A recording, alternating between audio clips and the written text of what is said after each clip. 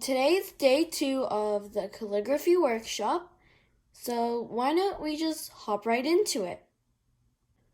So we're going to be needing the same materials as yesterday throughout this whole course, and the schedule for today is we're going to learn the main rules of calligraphy. So let's get started.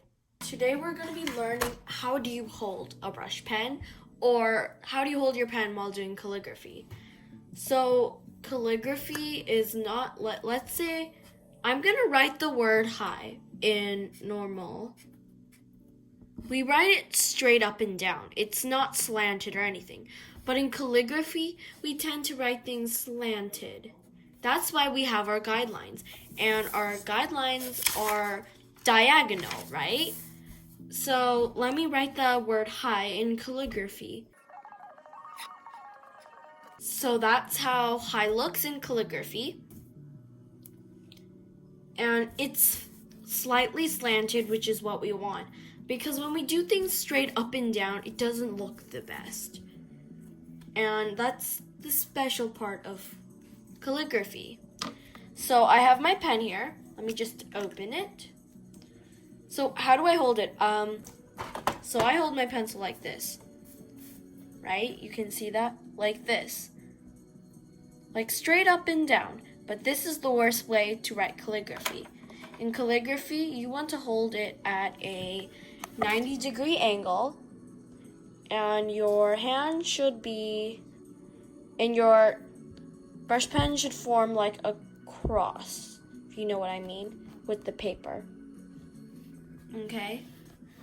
So if I were to hold it, it would look like this. And if it's just easier for you, you can just slant the paper slightly. So this is how it looks with some slanted paper. I'm just gonna write the word hi again. And if you don't like that, you can just not slant your paper. Like that. And whichever one you like is up to you. So calligraphy is your own style. Basically, it's nothing about rules. You just do it the way you want to. So now let's continue with the basic rules. So the basic rules of calligraphy is downstrokes are thick and upstrokes are thin. So what is a downstroke? So downstroke is a movement downward with the pen. So I'm basically moving the pen down. And while I'm doing this, I want to add pressure, because if I don't add pressure, it would look like that. So just add lots of pressure when you're doing a downward stroke, like that, okay? And when you're doing an upstroke, it's a movement upward. It's the exact opposite, and you're using less pressure. So if you were to do it with lots of pressure, it would look like this, but that's not what we want.